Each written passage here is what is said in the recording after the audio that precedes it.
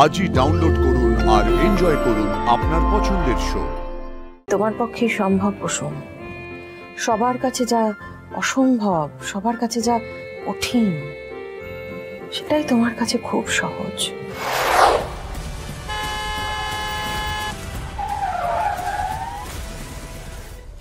পিসি, পিসি, পিসি তুমি ঠিক আছো? পিসি আমার ভুল হয়ে গেছে, আমি বুঝতে পারিনি। তাহলে এবার বোঝ কুসুম, দোহাই তোর, নিজের জীবনটাকে এভাবে অনিশ্চয়তার দিকে ঠেলে দিস না। আমার কথা শোন। আমার পেটে বিদ্যা নেই, তবে আমি আমার মাকে আজীবন দেখেছি এই শীতের সিঁদুর আর নোয়া বাঁধানোটাকে আগলে রাখতে। কুসুম, তোদের বাবা মার বিয়েটা সমস্ত প্রথা মেনে হয়েছিল, আমাদেরও তো তাই হয়েছে। সব নিয়ম মেনে আমার আর ছোট সাহেবের বিয়ে হয়েছে। আমাদের মালা বদল হয়েছে, আগুনকে সাক্ষী রেখে আমরা 7 পাক ঘুরেছি। কুসুম, ওটা তো শুটিং এর জন্য তোদের করতে হয়েছে, সবটা অভিনয় ছিল। যে মুহূর্তে ছোট সাহেব আমার স্মৃতি রাঙিয়ে দিয়েছিল, সেই মুহূর্ত থেকে আমি শুধু ওনার।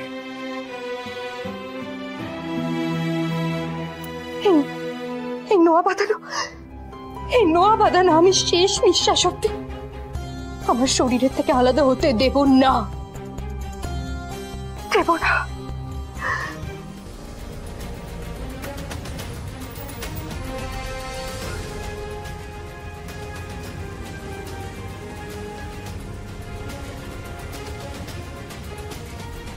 মা, মা তুমি আবার আমাকে বাঁচিয়ে নিলে। তুমি আমার রক্ষা কবচ, তুমি আমার রক্ষা কবচ মা। তোর মাথা খারাপ হয়ে গেছে কুসুম, কেউ মানবে না এই সত্যিটাকে। না মানুক, আমার কিচ্ছু যায় আসে। কিসে তোর যায় আসে বলতো? একটা মিথ্যে সম্পর্ককে সত্যি বলে মেনে নিয়েছিস, নিজেকে নিজে অন্ধকারের দিকে ঠেলে দিচ্ছিস। কি চাস তুই? কিচ্ছু না পিসি, আমি কিচ্ছু চাই না। আমার কারোর কাছ থেকে কোনো প্রত্যাশা নেই। আমি এই বিয়েটাকে মানি, আর আমি এই সম্পর্কটাকে পালন করব। দরকার পড়লে সারা জীবন একা পালন করব পিসি, একা পালন করব। আমি জানি না কুসুম, এর পরিণতি কি হতে চলেছে। আমিও তোর বয়সেই ছিলাম যখন ম্যাডাম আমাকে এই বাড়িতে নিয়ে এসেছিলেন। আমার অভিজ্ঞতা থেকে বলছি, তেলে জলে কখনো মিশ খায় না।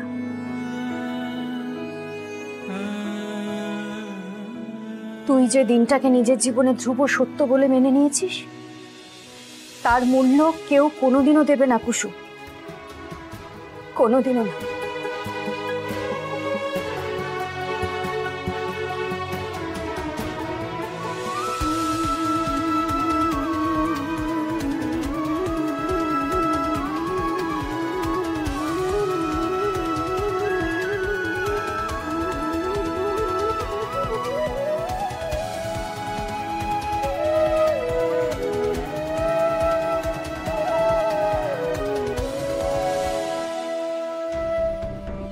এ বাবা, এ কি? হ্যাঁ, সমস্ত এঁটো বাসন যেমনকার তেমন পড়ে রয়েছে। বাড়ির কাজের লোকগুলোকে মাথায় তুলে রাখলে এই হয়। এই সমস্ত কিছু তো কুসুমের করার কথা, সে মহারানীর তো কোনো পাত্তাই নেই। হ্যাঁ, আচ্ছা ঠিক আছে, আমিও দেখাচ্ছি মজা। আজকে না দিদি সবকিছু একদম সচক্ষে দেখবে।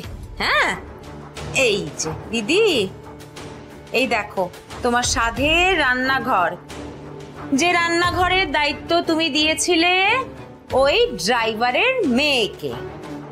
আজকে তো আমি আর তুমি রান্নাঘরে রান্না করেছি, তাই মহারানী ভেবেই নিয়েছে এই সমস্ত এঁটো কাটা, এই সমস্ত নোংরা সব আমরা পরিষ্কার করব, আমরাই বাসনগুলোও মাজবো। তাই সেই মহারানী নিশ্চিন্তে নিজের প্রাসাদে ফিরে গেছে। ব্যাস হয়ে গেছে। দিদি,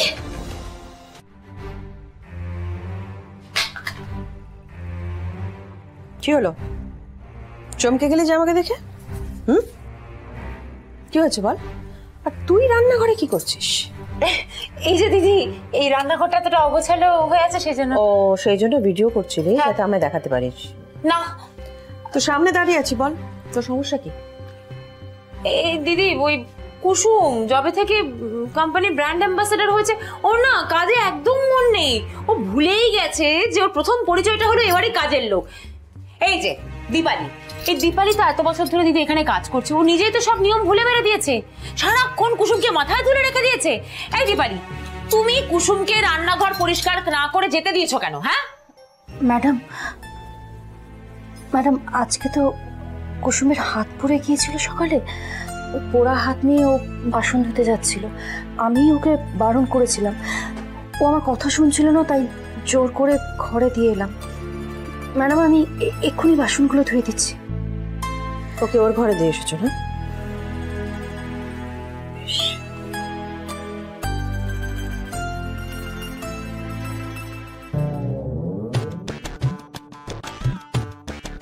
আজকে কুসুম দেখবে দিদির রাগ। কাজে ফাঁকি দেওয়া না বাপু এবার বেরিয়ে যাবে।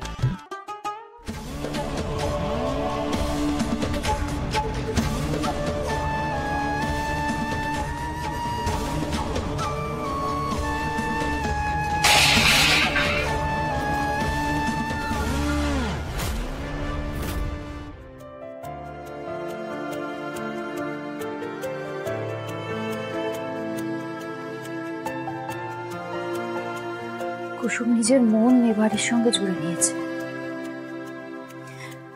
বাড়ির বউ হিসেবে ও পুরোপুরি নিজেকে সমর্পণ করে দিয়েছে।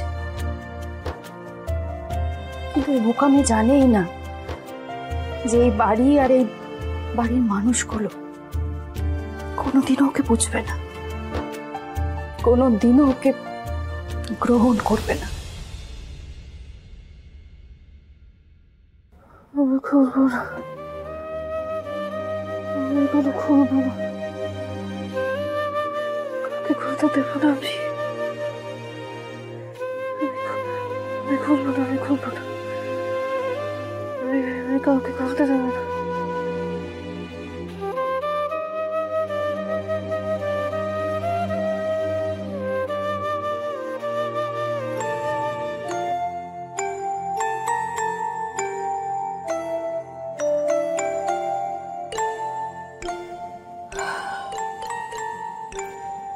সত্যি আমাকে যে সত্যি সত্যি কেউ ঈশ্বরের জায়গায় বসাতে পারে, এ আমার কল্পনারও বাইরে। তবে তোমার পক্ষেই সম্ভব কুসুম।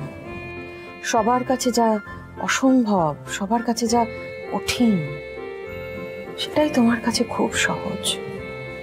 আজ আমার জন্য তোমার হাত পড়েছে কুসুম, তবে তুমি ছিলে বলে আমার পুজো সম্পন্ন হয়েছে।